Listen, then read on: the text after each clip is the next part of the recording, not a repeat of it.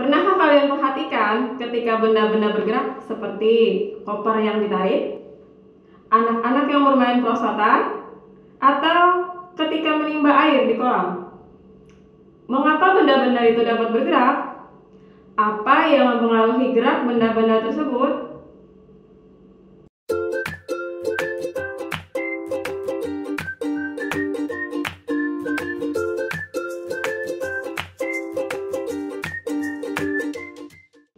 Hai kawan belajar semua, Assalamualaikum warahmatullahi wabarakatuh. Salam sejahtera untuk kalian semua dimanapun kalian berada. Kali ini bersama saya Karlina, kita akan membahas tentang hubungan gaya-gaya pada benda bergerak dengan 3 hukum Newton yang berlaku. Tentunya kalian sudah tahu 3 hukum Newton tentang gaya dan gerak. Hukum pertama tentang benda diam atau benda bergerak tanpa percepatan. Hukum kedua tentang hubungan gaya dengan massa dan percepatan gerak benda. Hukum ketiga tentang gaya aksi reaksi yang bekerja pada 2 benda. Kali ini kita akan membahas tentang benda bergerak dan kaitannya pada 3 hukum Newton tersebut. Kita ambil contoh seorang anak yang bergerak menuruni perosotan atau bidang miring licin dengan kemiringan theta. Ketika anak berada pada bagian puncak dan tepat akan bergerak, akan kita uraikan gaya-gaya yang bekerja pada anak. Tentunya ada gaya berat yang selalu menuju pusat bumi atau tegak lurus dengan bidang datar. Ada gaya normal atau gaya sentuh yang selalu tegak lurus dengan permukaan sentuh. Untuk memudahkan penguraian, coba kita buat garis bayangan berupa koordinat kartesius x, y dengan garis x sejajar dengan arah gerak anak. Maka kita dapatkan gambaran 2 gaya yang bekerja pada anak berada pada koordinat kartesius. Untuk menjumlahkan vektor gaya, coba kita uraikan 2 gaya yang ada dalam arah sumbu x dan y.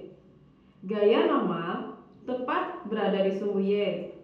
Berarti n memiliki nilai dan arah ke atas pada sumbu y, namun tidak mempunyai nilai searah sumbu x. Gaya berat berada di antara sumbu x dan y, sehingga dapat kita uraikan dengan menggunakan konsep trigonometri. Maka didapat komponen gaya berat di sumbu x positif, kita beri simbol Wx, dan komponen gaya berat di sumbu y negatif, kita beri simbol minus Wy. Nah, untuk menentukan nilai kemiringan garis gaya berat, kita gambarkan garis gaya berat ditarik lebih panjang, sehingga didapat sudut siku-siku pada perpotongan garis gaya berat dengan bidang datar.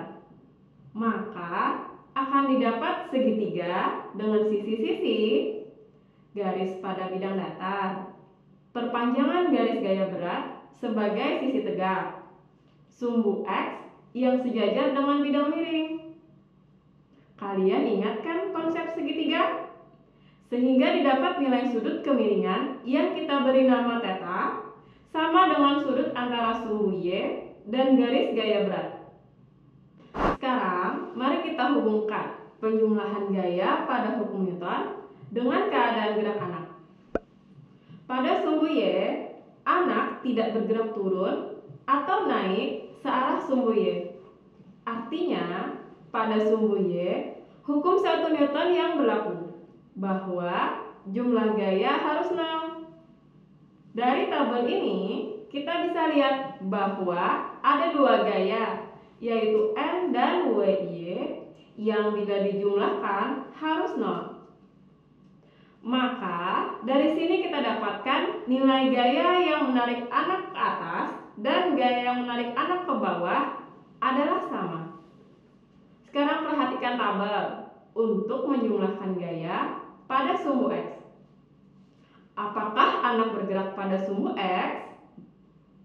Hukum Newton keberapa yang dapat kita gunakan pada keadaan ini?